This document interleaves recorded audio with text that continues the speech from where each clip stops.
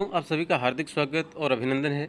बच्चों, आज हम कक्षा 12 के विषय हिंदी अनिवार्य के सिलेबस पर बात करेंगे, जो कि माध्यमिक शिक्षा बोर्ड राजस्थान अजमेर के द्वारा जारी किया गया है। और यह जो सिलेबस है वह आप यहाँ देख पा रहे हैं 2025 के लिए है, अर्थात जो बच्चे इस साल 12वीं कक्षा में हैं उनके लिए काम का है। सबसे पहले ये देखते हैं कि पेपर का फॉर्मेट क्या रहेगा या पेपर में कितने प्रकार से होंगे। तो पेपर आपके दो होंगे मूलतः है। एक तो होंगे जो 3 टेस्ट और अर्धवार्षिक परीक्षा है उनके, आपकी उपस्थिति के, आपके व्यवहार के, आपके प्रोजेक्ट के इत्यादि के मिलाकर, तो उनसे तो 20 अंक के 17 अंक जाने हैं।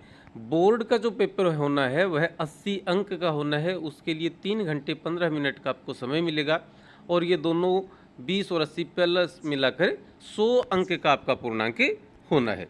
आगे देखते हैं कि इस सिलेबस को, इस पूरे 80 अंक के पाठ्यक्रम को कितने भागों में विभाजित किया गया है। तो इस पूरे पाठ्यक्रम को कुल मिलाकर इन खंडों में विभाजित किया गया है। अपठित बोध 6 अंक के 2 आएंगे, एक गद्यांश होगा, एक पद्यांश होगा। रचनात्मक लेखन, जिसमें से पत्र लेखन और निबंध लेखन होगा, वह 16 अंक का होगा। व्यावहारिक व्याकरण से 8 अंक के प्रश्न आएंगे। आपकी मूल पाठ्य पुस्तक का नाम आरोह है, उसमें से 32 अंक के प्रश्न होंगे। और पूरक पाठ्य पुस्तक का नाम वितान है, जिससे 12 अंक के प्रश्न होंगे। इनका कुल योग बैठता है 80 अंक। आगे देखते हैं अब किस किस प्रकार से इनको अलग अलग किया है वह देख लेते हैं। तो अपठित गद्यांश, इसमें से अति लघुतरात्मक प्रश्न आएंगे, अर्थात एक एक शब्द, अधिकतम एक पंक्ति के। तो यह 6 अंक के होंगे। एक एक प्रश्न 6 प्रश्न होंगे, छहों के छहों प्रश्न एक एक अंक के होंगे। अपठित पद्यांश में से भी अति लघुतरात्मक श्रेणी की 6 अंक के प्रश्न ही आने हैं, अर्थात 6 प्रश्न ही होंगे। रचनात्मक लेखन आप यहाँ पर देखें, जिनमें 16 अंक के प्रश्न बनते हैं।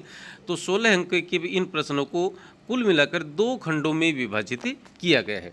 एक तो निबंध लेखन है, जिसमें 4 ऑप्शन होंगे, विकल्प सहित। ये इसीलिए लिखा है कम से कम 300 शब्दों में आपको लिखना, अधिकतम 300 शब्दों में आपको लिखना है, और इसके 5 अंक तय किए गए हैं। इसके बाद पत्र और प्रारूप लेखन, इनमें 5 फॉर्मेट आपको लिखने हैं। अर्धशासकीय पत्र, निविदा, विज्ञप्ति, ज्ञापन, अधिसूचना। इनका अंक भार 4 रहेगा।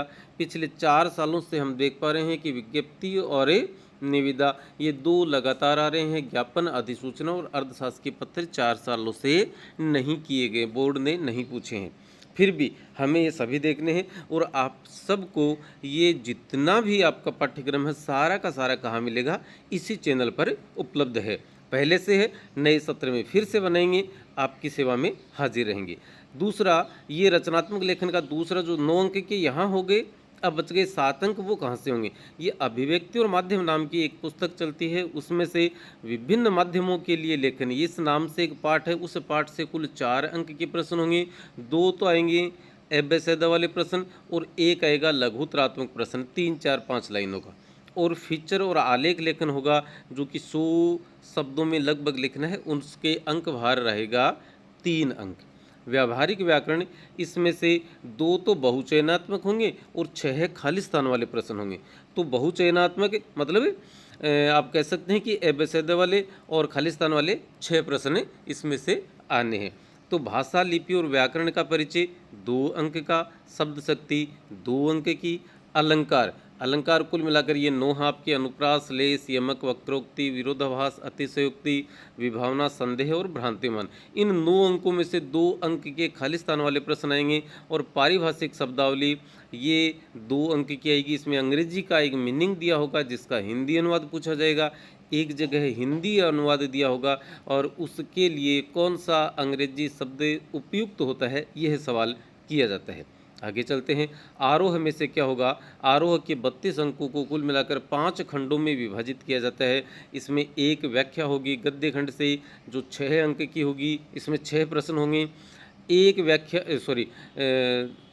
हाँ, जो 6 अंक की होगी। एक व्याख्या पद्य खंड से होगी, वह भी विकल्प सहित होगी, 2 आएंगे आपको, ये आपको एक करनी है, यह भी 6 अंक की होगी। एक कवि या लेखक का परिचय हो गया, जो कि 4 अंक का होगा, एक गद्य में से, एक पद्य में से।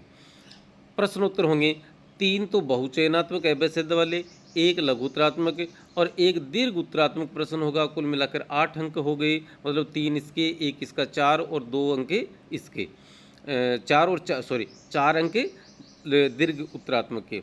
सेम यही फॉर्मेट पद्य खंड से होगा। 3 बहुचयनात्मक 3 अंक के, एक लघुत्तरात्मक 1 अंक का और एक दीर्घ उत्तरात्मक 4 अंक का। कुल मिलाकर 8 अंक के प्रश्न आरोह में से किए जाएंगे।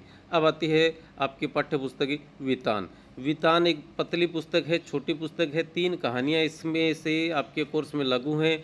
इसमें 2 तो दीर्घ उत्तरात्मक प्रश्न होंगे जिनका उत्तर आपको 60 से 80 शब्दों के बीच लिखना है। ऑप्शन दोनों में मिलेंगे। 3-3 अंक के होंगे, 6 अंक के हो गए, 2 एबेसदा वाले प्रश्न होंगे और 2 लघुत्तरात्मक श्रेणी के प्रश्न होंगे। ये 2-2 अंक के होंगे, ये 1-1 अंक के होंगे। तो कुल मिलाकर ये 2 अंक के और ये 4 अंक के, कुल मिलाकर 6 अंक के प्रश्न इस पाठ्य पुस्तक में से 6 और 6 12 अंक के प्रश्न वितान भाग 2 नामक पाठ्य पुस्तक से आपसे किए जाएंगे। तो चैनल पर नए थे तो सब्सक्राइब कर लीजिएगा। बाकी ढेर सारी सामग्री, महत्वपूर्ण प्रश्नोत्तर, व्याख्या और पूर्व में किए गए प्रश्न और पाठ्य पुस्तक के प्रश्न जो कि आप होमवर्क के लिए कर सकते हैं, उन सब की वीडियोज़ आपको इस चैनल पर उपलब्ध हो जाएंगी। धन्यवाद।